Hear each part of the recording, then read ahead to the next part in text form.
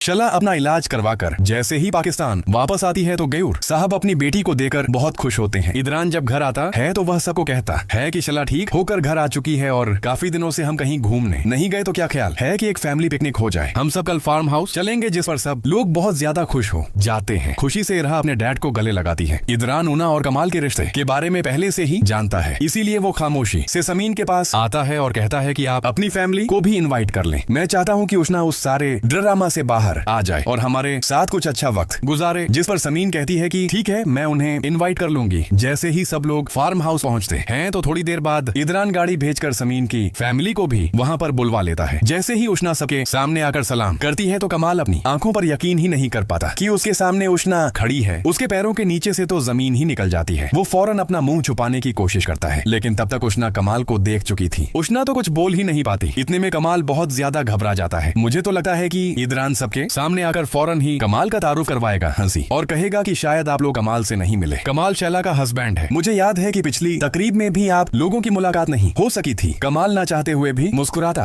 है, लेकिन वो इस वक्त यहाँ से भाग जाना चाहता है। कमाल सोच भी नहीं सकता था कि इदरान इतनी प्लानिंग के साथ उसे और उष्णा को एक सामने ला खड़ा करेगा। उष्णा जो कि कमाल की धमकी की वजह से खामोश है, उसकी आंखों में आंसू आ जाते हैं। वो वहाँ से जाना चाहती है, लेकिन किसी के सामने अपना राज खुलने के डर से उष्णा बिल्कुल खामोश रहती है। ईद दौरान उष्णा के पास आता है और कहता है कि उष्णा, मैं जानता हूँ कि यह सब कुछ कमाल की वजह से हुआ है। तुम कैसे कमाल जैसे शख्स पर भरोसा कर सकती हो? वो एक शादीशुदा शख्स है और तुम उसके झांसे में आ गई। जिस पर उष्णा रोते हुए कहती है कि इदरान भाई, आप गलत समझ रहे हैं, ऐसा कुछ नहीं है। लेकिन इदरान उष्णा को कहता है कि ये बात मैं किसी को नहीं बताऊंगा, समीन को भी नहीं, क्योंकि ये हमारी फैमिली का मामला है। लेकिन मैं चाहता हूँ कि तुम्हें कमाल की हकीकत मालूम हो, उन लोगों को पहचानना सीखो। यह कहकर इदरान वहाँ से चला जाता है। उष्णा का तो बस नहीं चलता कि जमीन फटे और वो उसमें समा जाए। अगले दिन शला इरहा के पास आती है और कहती है कि इरहा बेटा, मैं आपके लिए गिफ्ट लेकर आई हूँ। देखो आपकी फूफू आपसे कितना प्यार करती हैं और आपको याद है ना कि आपकी स्टेप मदर आपको बिल्कुल भी खुश नहीं रखेंगी। आपको मेरी बातें याद है ना? जिस पर इरहा कहती है कि आप बहुत गंदी हैं, आप लोगों से नफरत करती हैं और मामा बहुत अच्छी हैं, उन्होंने मुझे बहुत अच्छी बातें सिखाई हैं। मैं आपकी डैड से शिकायत करूंगी। शला खामोशी से उठकर वहाँ से चली जाती है। जैसे ही वो किचन में आती है तो समीन को मुलाजमा से बात करते हुए सुनती है, जिस पर मुलाजमा कहती है कि समीन बाजी शला, बाजी तो बहुत सख्त है। जिस